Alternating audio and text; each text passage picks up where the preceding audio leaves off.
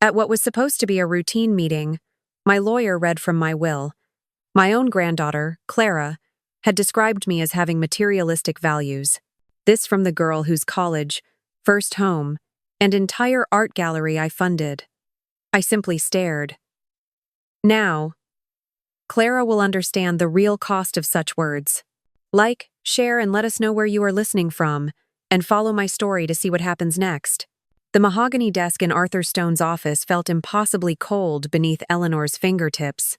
At 75, she considered herself a woman of steel, tempered by years of joy and sorrow, success and setbacks. Yet, as her gaze tracked the lines of her own will, a document that was meant to be a final declaration of her legacy, a chill deeper than the polished wood seeped into her bones. The purpose of this meeting had been simple. A final review, a few minor tweaks, and then a signature to finalize the testament of her life's work. But what she found instead was a sentence that struck her with the force of a physical blow. Arthur, her lawyer for over 30 years, cleared his throat, a low rumble of discomfort. He shifted in his leather chair, his usual composed demeanor frayed around the edges. He knew her family, and his visible unease only amplified the weight of the words Eleanor was struggling to comprehend. She reread the paragraph, her eyes fixated on the phrase, unwilling to believe it, yet unable to look away. Clara has provided a statement for the family trust documentation, Arthur began, his voice softer than usual. It outlines her perspective on the distribution of assets, particularly regarding her own portion. She describes your approach to life as having materialistic values. Eleanor felt the blood drain from her face. Clara. Her Clara. Not some distant relative or a disgruntled employee, but Clara, her favorite granddaughter, the bright-eyed girl she had nurtured and adored since birth. The words materialistic values echoed in the silent office, a cruel, ringing indictment. How could Clara, the recipient of so much of Eleanor's love and resources, utter such a thing? A torrent of memories flooded Eleanor's mind, each one a testament to the exact opposite of what Clara was claiming. She remembered the day Clara was accepted into her dream art program, a prestigious, expensive college in New York. Eleanor had written the tuition check without a second thought, proudly declaring it an investment in Clara's future, not merely a gift. Then there was the down payment for Clara's first loft apartment in a vibrant, artistic neighborhood, a space she'd fallen in love with but couldn't afford on her fledgling artist's salary.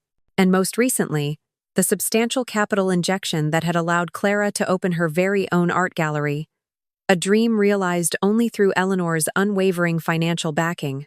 These weren't acts of materialism, they were acts of profound love, of belief in a young woman's talent and potential. There must be some mistake, Eleanor whispered, her voice barely audible, a fragile plea against an undeniable truth.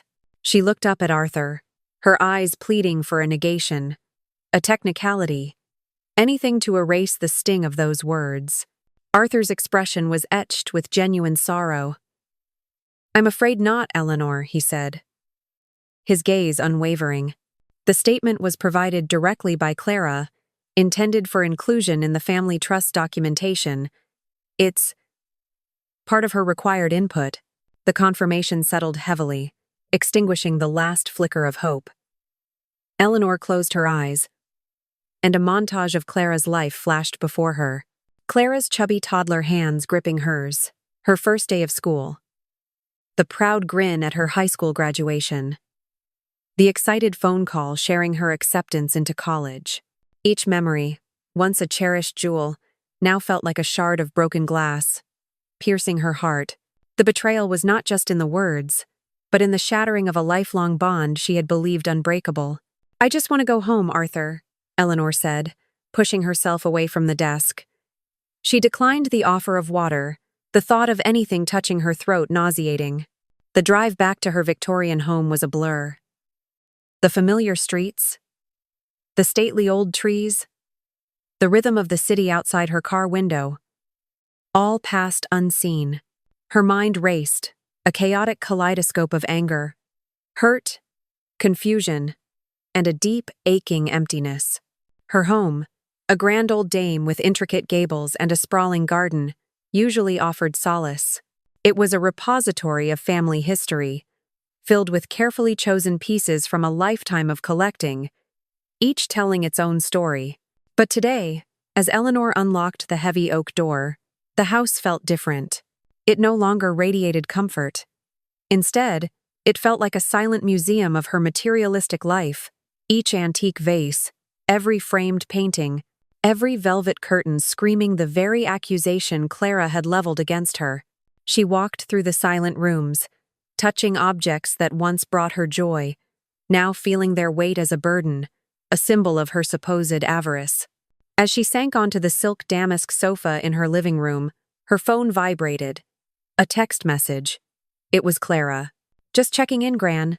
Dinner on Sunday still good. Love you." Eleanor stared at the words, a cold laugh escaping her lips, devoid of humor. How could the same fingers that typed "love you" also craft a legal statement accusing her of materialistic values?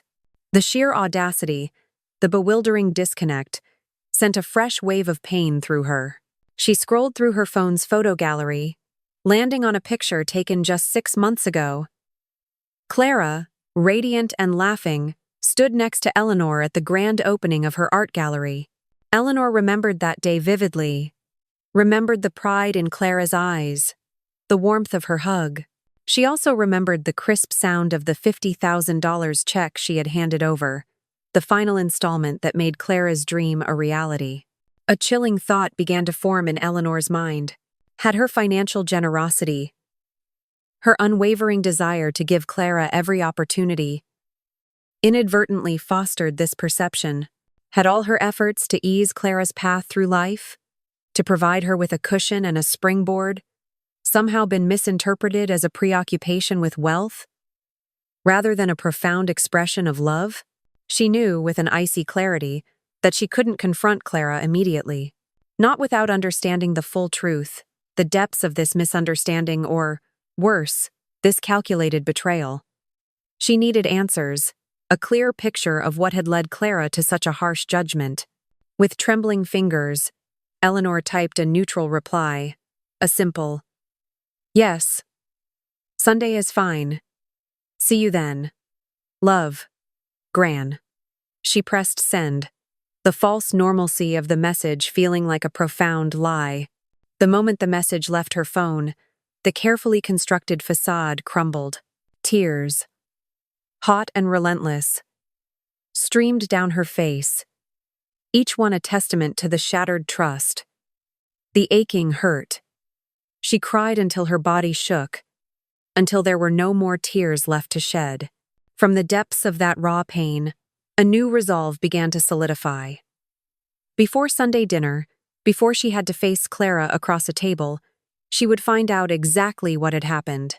She needed the truth, and she would get it. The morning after the devastating meeting with Arthur, Eleanor awoke with a clear, almost painful clarity. The raw emotion of the previous night had receded, replaced by a steely resolve.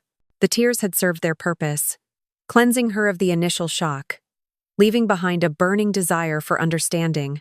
She needed to know why Clara, her beloved Clara, could possibly hold such a damning perception of her materialistic values. The phrase still grated, but now it fueled her, sharpening her focus. This wasn't just about hurt feelings. It was about protecting her legacy. Yes, but more importantly, it was about protecting Clara. Her first call was to her son, David, Clara's father. Eleanor tried to infuse her voice with a casual tone, masking the turmoil churning within her. "David, dear, how are you? I was just thinking about Clara and her gallery. How's it all going?" David's voice, usually so robust, had a faint undercurrent of weariness. "Hello, Mom. We're all right. Clara's gallery is actually doing quite well, generating a fair bit of buzz. But..." He paused, and Eleanor's grip on the phone tightened. "There's been some strain with Marcus, I think. I haven't pressed Clara on it, but she seems a bit distracted lately. Marcus Thorne, Clara's boyfriend, a charming architect with a penchant for grand, if somewhat unpractical, ideas. Eleanor had always found him a little too polished, a little too eager, but Clara adored him. Feigning a grandmotherly concern, Eleanor probed gently. Strain? Oh dear. Is it anything financial? You know how these things can weigh on young people trying to make their way, David sighed.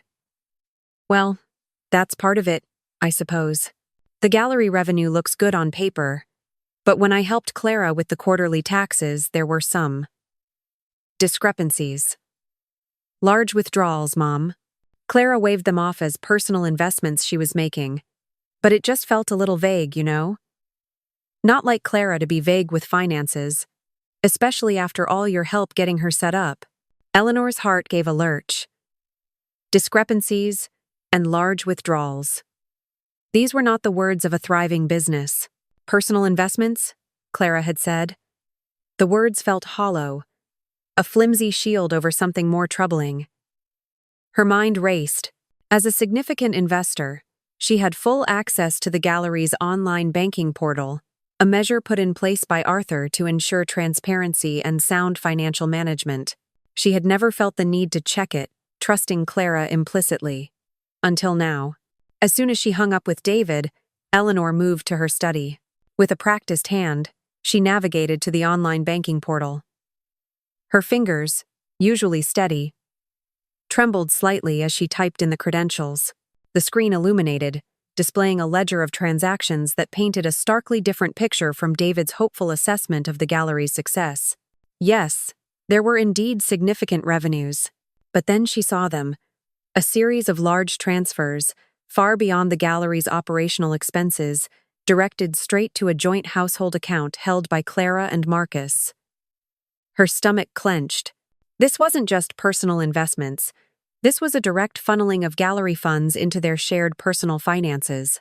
Then, she saw something even more alarming. Payments.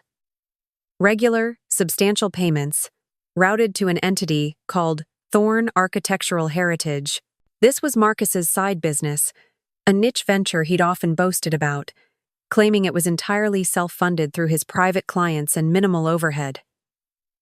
The discovery felt like a punch to the gut. Marcus was siphoning funds from Clara's gallery, funds that Eleanor herself had provided, to prop up his own supposed passion project. And Clara, it seemed, was either complicit or frighteningly unaware. Eleanor's resolve hardened into a cold, focused anger. She needed to see Clara, to observe her, to understand the dynamics between her and Marcus. An unannounced visit to the gallery seemed the most natural course of action. She grabbed her keys, her elegant handbag, and drove her vintage sedan with a newfound urgency. The gallery, usually a vibrant space of light and art, felt subdued as Eleanor pushed open the heavy glass door. The scent of canvas and expensive coffee hung in the air.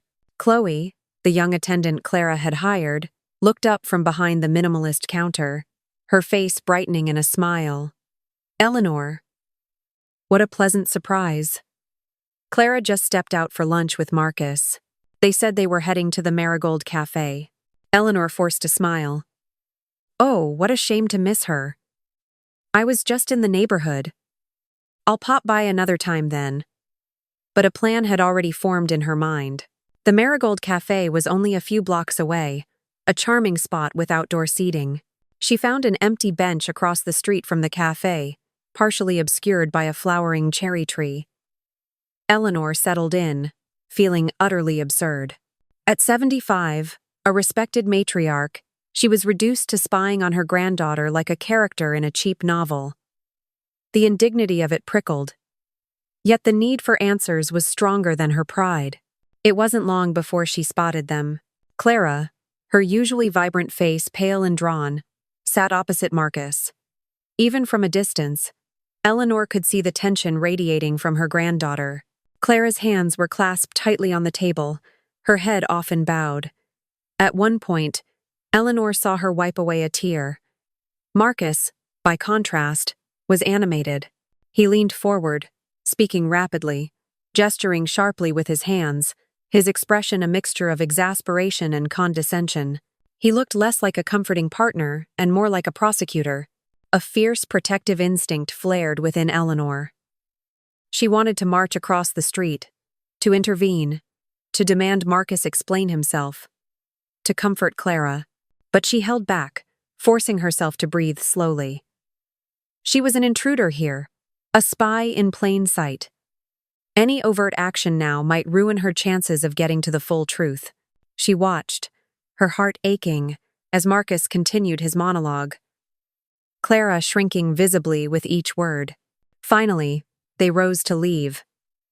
Marcus, with a flourish that struck Eleanor as performative, placed an arm around Clara's shoulders.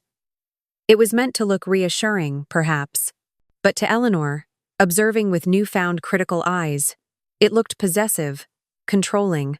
He guided Clara out of the cafe, his hand lingering on her back, his head bent close as if still imparting instructions. Clara merely nodded, her gaze fixed on the pavement. Eleanor remained on the bench long after they disappeared from view. The image of Clara's tear-streaked face burned into her memory. The pieces of the puzzle were starting to connect, forming a disturbing pattern. That evening, back in the quiet sanctuary of her home, Eleanor made another call. "Evelyn, darling," she began, her voice carefully modulated. "Could I perhaps ask you for some perspective on a rather delicate matter?" The scent of freshly brewed coffee and warm croissants filled their favorite corner booth at the daily grind. Eleanor, usually one for small talk and leisurely sips, cut straight to the chase. She recounted everything to Evelyn, her oldest and most trusted friend. The shocking discovery in her will, the call to David, the unsettling banking discrepancies, and the agonizing sight of Clara's distress at the cafe. Evelyn, a woman of sharp wit and keen observation, listened with an unwavering intensity, her expression shifting from concern to quiet understanding. When Eleanor finished, the silence stretched, broken only by the gentle clatter of cups from the counter. Evelyn finally spoke, her voice measured. "Eleanor, my dear, you've always been incredibly generous with your money. Perhaps too generous." Eleanor bristled, a familiar defensiveness rising within her. "Too generous?" "Evelyn, I helped Clara out of love. I wanted to make her life easier, to give her the opportunities I never had, to see her dreams realized, not to burden her." Evelyn reached across the table, her hand gently covering Eleanor's. "I know that, Eleanor. And your intentions were always pure. But sometimes, when you try to protect people too much from hardship, from the struggles that build resilience, you inadvertently send a message that perhaps they aren't capable, or that their efforts aren't quite enough without your constant intervention. It can create a subtle pressure, a feeling of indebtedness, even if that's the furthest thing from your mind." Eleanor chewed on this, the words resonating with a disturbing truth she hadn't considered. Had her love, expressed through financial support, become a gilded cage for Clara? Evelyn continued, her gaze direct. "And then there's Marcus. Something about Marcus Thorne has always seemed off to me. He's charming. Yes, almost too charming. I remember him at the gallery opening, talking about his vision for her space, his plans for their future. It wasn't Clara's gallery with him. It was always the gallery, with a distinct possessiveness in his tone. He seemed to subtly belittle Clara's own artistic instincts, always offering improvements to her ideas. Eleanor felt a cold dread settle in her stomach. Evelyn was articulating the very fears that had been lurking in the periphery of Eleanor's own thoughts. Taking a deep breath, Eleanor voiced the question that had been gnawing at her. "Evelyn, do you think Marcus is using Clara? Or using me? Through Clara?" Evelyn's eyes met hers, full of compassion. She didn't offer a direct answer, but her silence, long and profound, spoke volumes. It was a confirmation, unspoken but unequivocal, of Eleanor's darkest suspicion. Evelyn's knowing look was more powerful than any words. Later that afternoon, Eleanor found herself making another difficult call, this time to Sarah, her former daughter-in-law and Clara's mother. The divorce from David had been amicable enough, But Eleanor and Sarah had maintained a polite, if somewhat distant, relationship. This conversation, however, would require a vulnerability Eleanor rarely displayed. "Sarah," Eleanor began, choosing her words carefully, "I have a delicate question about Clara. About my involvement in her life, financially. Has she ever expressed to you, or perhaps to David, that she felt pressured by my financial help? That it was too much, or made her feel inadequate in some way?" There was a pause on the other end, a hesitant breath. "Eleanor," Sarah said slowly, "I'm glad you asked. I've been worried. Marcus has mentioned it several times. He says Clara feels trapped by your generosity, that she feels unable to truly make her own way or live up to your expectations because of the constant financial assistance." Eleanor's chest tightened, a sharp pain constricting her breath. Trapped? Unable to live up to expectations? These words felt like daggers. "Are those Clara's words, Sarah?" she pressed, her voice trembling slightly. "Did Clara say that to you directly?" Another pause, heavier this time. "No," Sarah admitted, her voice dropping. "They were Marcus's words. He was quite vocal about it. Clara was usually there, but she never contradicted him. She'd just nod or look away." The admission confirmed Eleanor's worst fears. Marcus wasn't just subtly undermining Clara. He was actively poisoning her perception of Eleanor's love, twisting generosity into a burden. He was the one planting the seeds of materialistic values, using Eleanor's love to manipulate Clara and justify his own financial exploitation of the gallery. He was isolating Clara, making her feel indebted to him, and creating a narrative that painted Eleanor as the oppressor rather than the benefactor. Eleanor ended the call, the phone feeling heavy in her hand. She walked to her sunroom, the late afternoon light painting stripes across the polished floor. She sat in her favorite armchair, surrounded by the warmth of the setting sun, and began to meticulously piece together the complex picture. The materialistic values accusation, the large withdrawals, the payments to Marcus's side business, Clara's visible distress, Marcus's possessiveness, and now Sarah's revelation. It all coalesced into a deeply disturbing tableau. Clara wasn't just being used. She was being subtly controlled, her mind perhaps warped by Marcus's insidious influence. Sunday dinner was less than 48 hours away. The thought no longer filled her with dread alone, but with a fierce, unwavering determination. She wouldn't just sit there and pretend nothing was wrong. She wouldn't let Marcus Thorne destroy her relationship with Clara, or worse, destroy Clara herself. Eleanor knew she had to act, and she had to act decisively.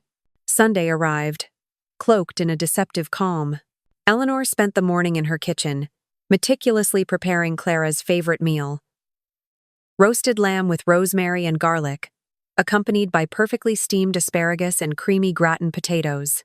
The rhythmic chopping of vegetables, the simmering of sauces, usually brought her a sense of peace. Today, however, each action was imbued with the immense weight of the conversation to come. The delicious aromas filling her home felt like a cruel irony, a festive veneer over a truth that threatened to shatter her world.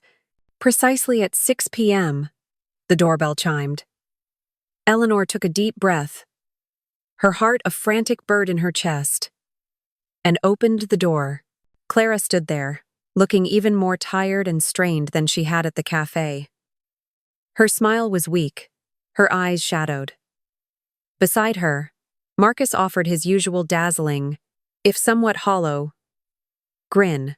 His eyes, Eleanor noted, did not quite reach the corners of his smile. As they moved into the living room, Eleanor observed them with a renewed, almost clinical gaze. Clara subtly leaned away from Marcus as they sat on the sofa, her posture rigid.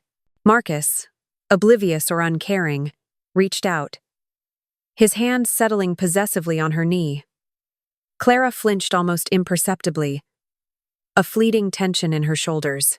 Eleanor saw it, and her suspicions solidified. Clara attempted to initiate light conversation, her voice a little too bright. The gallery's autumn exhibition is really coming together. Gran. We have some incredible new pieces. Marcus immediately interjected, his voice smooth, but with an underlying edge. Yes, though we'll need a stronger marketing push this year to offset some of the slimmer profit margins we've seen lately, won't we, darling? He squeezed Clara's knee, a gesture that looked more like a warning than affection. Clara's forced smile wavered, but then a genuine spark of excitement flickered in her eyes. Actually, Gran, I had some wonderful news. That large bronze sculpture I told you about, the one by Simone Dubois? It sold this morning. A very significant sale. Marcus's initial reaction was a fleeting frown, quickly replaced by a paternalistic pat on Clara's arm. Yes. A good sale, dearest. Though we'll need it immediately for the mortgage adjustment on the loft, won't we? It's been rather tight this month. He smiled at Eleanor, as if sharing a secret burden, implying Clara was frivolous with money. Clara's shoulders slumped.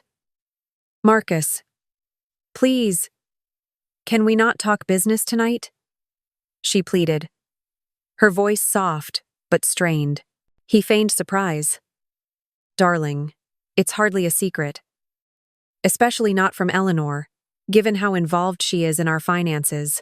The subtle jab hung in the air, a precursor to the main event. Eleanor merely offered a tight-lipped smile, calmly standing. Dinner is ready, children. Let's move to the dining room. She led the way, maintaining a facade of light conversation about the weather and local events.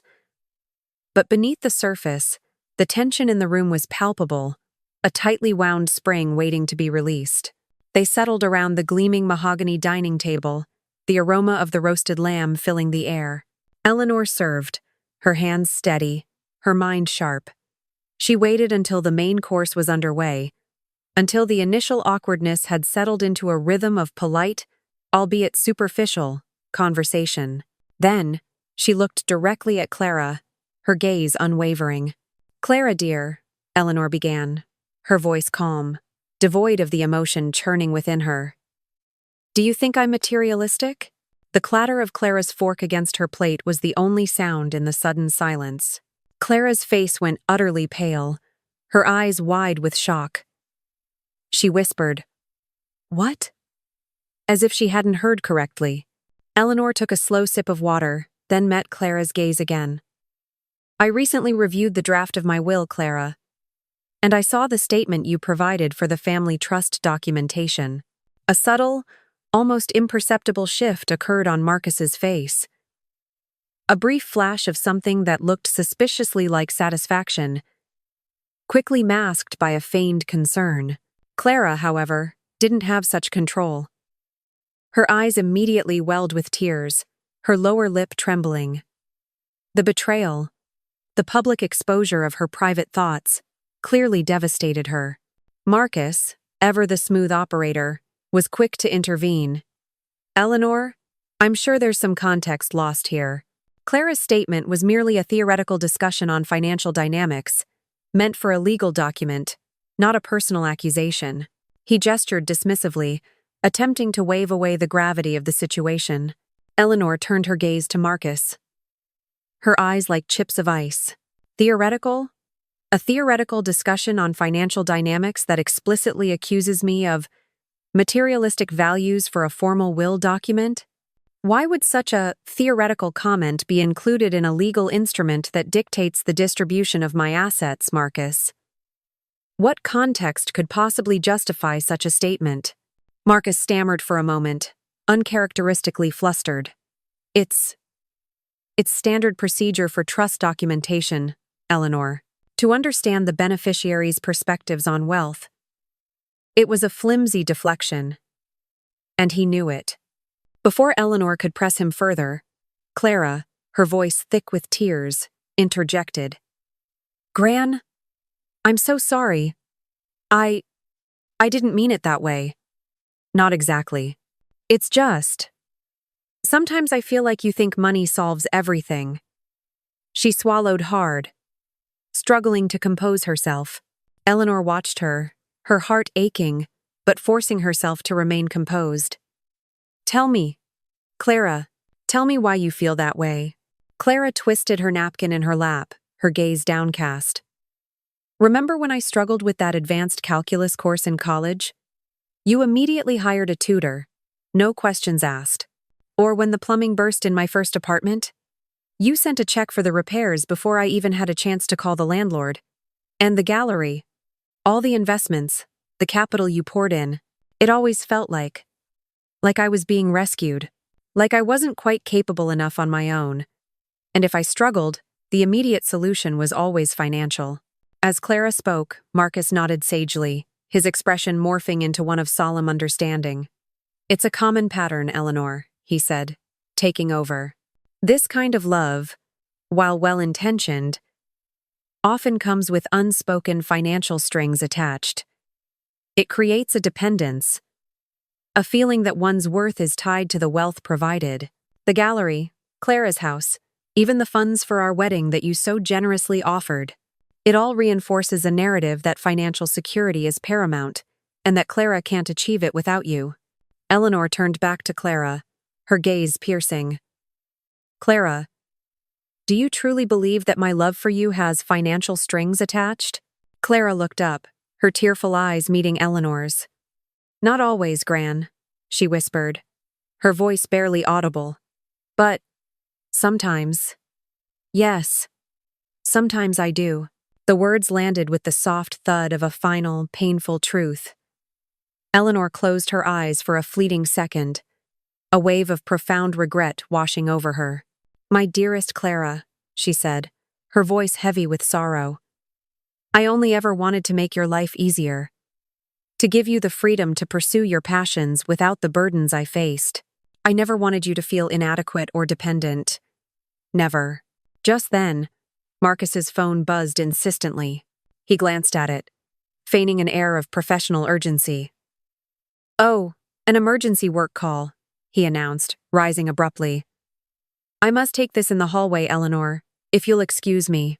He strode out of the dining room, his absence leaving an immediate, palpable shift in the atmosphere. Eleanor watched Clara, and in the space Marcus had left, she saw it. Clara's shoulders visibly relaxed.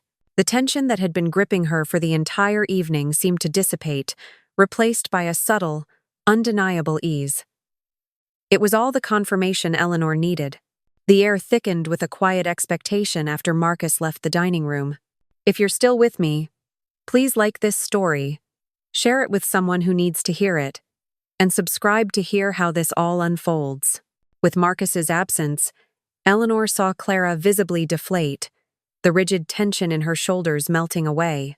Now was the moment. Eleanor reached across the table, taking Clara's hand. Her touch, gentle, but firm. Clara, she began, her voice soft but direct. What is really going on? Please, be honest with me. Clara's eyes darted nervously towards the hallway, as if expecting Marcus to reappear at any moment. He says you use your money to control me, Gran, that you see me as an investment, not as your granddaughter. Her voice was barely a whisper, laden with a fragile mixture of fear and resentment. Eleanor squeezed her hand. And do you believe that, Clara? Is that truly your own belief? The question hung in the air. Waited. Clara hesitated, her gaze dropping to their clasped hands, and in that hesitation, Eleanor found her answer. Clara's silence spoke volumes, confirming that these were not entirely her own thoughts. Things have been difficult, Gran, Clara finally confessed, her voice thick with emotion. Our finances. They're struggling. Marcus made some investments, speculative ones, and they failed. He's been trying to keep it a secret, especially from you. The admission poured out, a torrent of suppressed anxiety. Eleanor's heart ached for her granddaughter, now realizing the full extent of the web Marcus had spun. The large withdrawals from the gallery account. Clara, Eleanor stated, her voice steady. The payments to Thorne Architectural Heritage. What about those? Clara's head shot up, her eyes wide with startled disbelief. How? How did you know about that? The color drained from her face. Then, The dam broke. It was supposed to be temporary, Gran. Just a bridge loan for his business, until his big project came through. But it never did. And the losses, they just kept mounting. He swore he'd pay it back, double. Her voice trailed off, filled with shame. Eleanor looked at her intently. Are you afraid of Marcus, Clara? Clara's no was too quick, too loud, unconvincing. No, he gets frustrated easily. He's under a lot of pressure. And the statement about my materialistic values for the will? Eleanor pressed, needing to peel back every layer of the deception. Did Marcus help you draft that? Clara nodded, her gaze fixed on the table. He said it was standard legal language for setting expectations about inheritance, that it was important for clarity. Eleanor's heart sank even further. Clara, trusting and naive, had only given it a cursory glance, relying on Marcus's word. Just as Eleanor was about to speak again, Marcus reappeared, his face recharmed, radiating an effortless geniality. Everything all right? Ladies? What deep philosophical topic are we delving into now? Eleanor met his gaze, a steely glint in her eyes. I was just about to show Clara something very important, Marcus. She stood and walked purposefully to her study. She returned moments later, not with the excerpt Marcus had perhaps shown Clara, but with the entire 15-page document, bound and official. This is the full statement you provided, Clara, Eleanor said, placing the document gently in front of her granddaughter. I want you to read it. Every single page. Clara took the document, her brow furrowed in confusion. She began to read, her eyes scanning the dense legal text. As she turned the pages, her expression shifted dramatically. From confusion to bewilderment, then to shock, and finally, a dawning horror. I didn't write this, Clara stated, her voice barely a whisper, her finger tracing a particularly insidious paragraph. Marcus, seeing his carefully constructed charade unraveling, quickly interjected, Darling, it's merely legal jargon, standard boilerplate for trusts. It's perfectly normal. Eleanor's voice was quiet, but it cut through his bravado. It is not, Marcus. This document, under Clara's supposed signature, lays out explicit restrictions on the inheritance of financially irresponsible family members. It also stipulates that any inherited assets would be managed by an external entity, Thorne Financial Planning, a company, if I'm not mistaken, run by your cousin, Liam Thorne. Clara's head snapped up, her eyes blazing, no longer filled with tears but with a fierce, growing anger. Liam Thorne? She spat, turning to Marcus. The same Liam Thorne whose expert investment advice cost us a fortune last year? The same Liam Thorne whose company you just coincidentally recommended to me for gallery tax filings? She pointed to another section of the document, her voice gaining strength. And this? This section refers to Gran's charitable giving as wasteful expenditures. It even suggests that funds be diverted from my grandfather's memorial scholarship. Clara stood, towering over Marcus, her voice now a powerful crescendo of fury. You manipulative parasite. You didn't just help draft this. You engineered this entire document. You forged my signature, twisted my words, poisoned my perception of my own grandmother, all to secure control over her estate for your own benefit and your incompetent cousins. How could you? Marcus's charming facade shattered completely. His face contorted, morphing from suave composure into a mask of cold anger and calculating malice.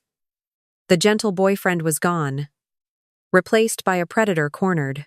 In that moment, Eleanor and Clara looked at each other, and in their shared gaze, a profound understanding passed between them. They both saw Marcus for what he truly was, a conniving, self-serving manipulator. Marcus, Eleanor stated, her voice firm and unwavering. You need to leave. Now. Clara will call you tomorrow. He hesitated, his eyes narrowing, a veiled threat flickering within them as he looked at Clara. "You'll regret this, Clara. You're making a big mistake." But Clara, her chin held high, stood her ground. With a final, venomous glare, Marcus turned and walked out of the dining room, the heavy front door slamming shut behind him. The silence that followed was deafening. Then, Clara collapsed back into her chair, burying her face in her hands, racked by deep, heaving sobs. "Oh, Gran," she wept. "I am so sorry. How could I have been so blind? So stupid? He tricked me." Eleanor moved to Clara's side, pulling her into a tight embrace. "Shush, my love. It's not your fault. He's a master manipulator. And I should have seen it sooner. I have my own painful history with this kind of deception." Clara pulled back, tears streaming down her face. "What do you mean, Gran?" Eleanor took a deep breath. "My first husband, your grandfather, was very much like Marcus. He was charming, ambitious, but secretly squandered most of my family's inheritance, leaving me with almost nothing and a mountain of debt. It took me years to rebuild, to learn to be financially independent. That's why I've always been so eager to help you, to ensure you never faced such hardship. I wanted to protect you from the very kind of exploitation I endured." She had never spoken of this trauma to anyone, not even David. Clara stared at her, her eyes wide with a new understanding. "You never told me, Gran." "I know," Eleanor admitted, a fresh wave of regret washing over her. "And perhaps that was my mistake. We both made mistakes, my darling. I in not sharing my fears, and you in allowing yourself to be swayed by another's agenda." Clara clung to her, the raw emotion of the evening finally finding its release. Can I stay tonight, Gran? I need to really talk about everything." "Really talk?" Eleanor held her close, a profound sense of relief and renewed hope washing over her. "Of course, my love," she whispered, stroking Clara's hair. "Of course you can. We have a lot to talk about." The night stretched long, but it was a healing stretch, filled with candid words and raw emotion. Eleanor and Clara sat in the quiet living room, peeling back layers of misunderstanding, each revelation deepening their bond. Clara confessed her constant fear of disappointing Eleanor, of not living up to the lofty expectations she perceived, a burden inadvertently placed by Eleanor's constant rescuing. Eleanor, in turn, admitted her own profound fear. The fear of Clara struggling as she once had, a fear that had led her to overprotect, unwittingly preventing Clara from finding her own strength and resilience.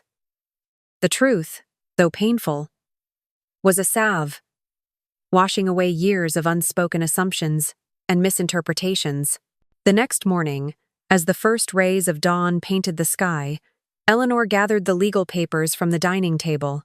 Marcus's manipulative document, intended to control her estate, now felt like a stark, disguised threat.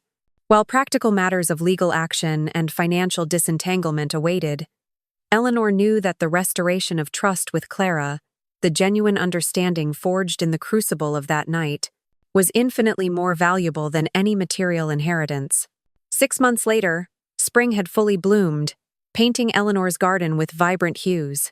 Eleanor and Clara were kneeling side by side in a flower bed, their hands gloved and muddied, a new Saturday ritual that had become a cherished symbol of their rebuilt relationship. The air was filled with the scent of damp earth and new growth. The divorce from Marcus had been swift, mercifully accelerated by Arthur's undeniable evidence of financial manipulations and forged documents.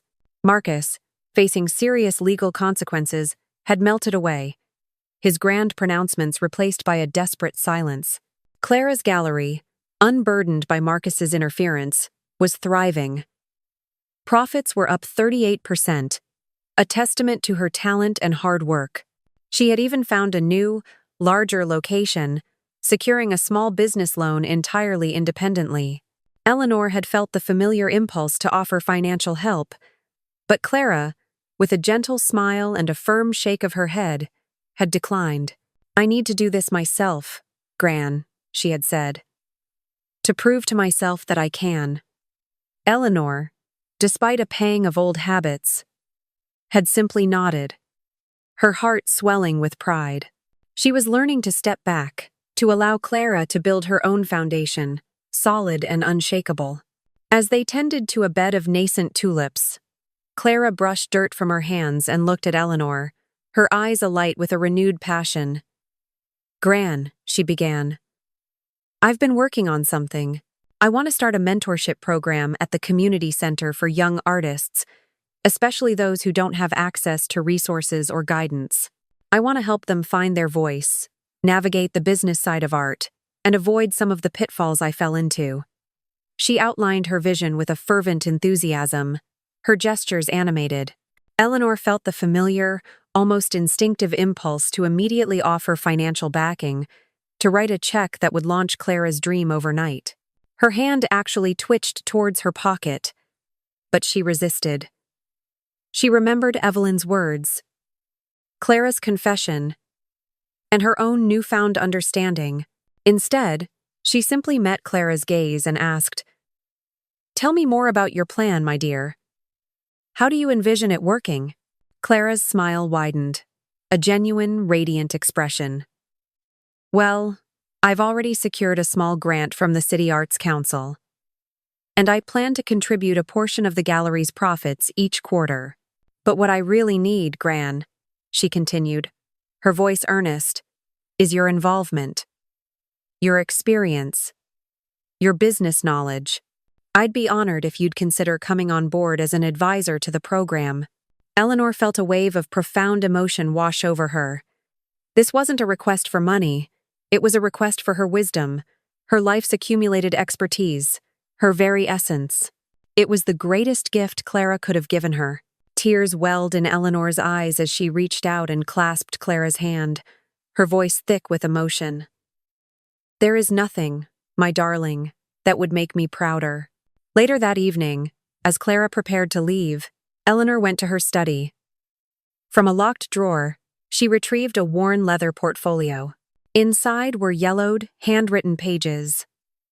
Her original business plan for Vance Manufacturing, the company she had built from the ground up after her first husband's betrayal.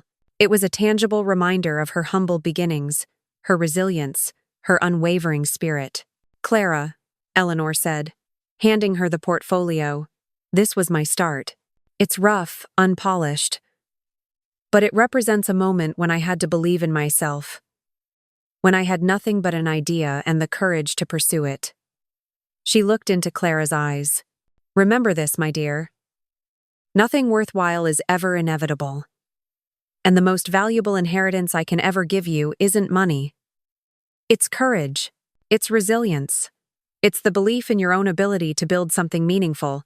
Clara held the portfolio with reverence, her eyes widening as she connected the dots. Her own mentorship program, her desire to empower young artists, it mirrored Eleanor's journey more closely than she had ever realized. I've also been discussing some changes to my will with Arthur, Eleanor mentioned, her voice softer, less about financial distributions, and more about honoring what each family member truly needs and values. Clara nodded, a knowing smile gracing her lips. She understood the deeper meaning now, the shift from monetary control to genuine empowerment, from perceived materialism to heartfelt legacy.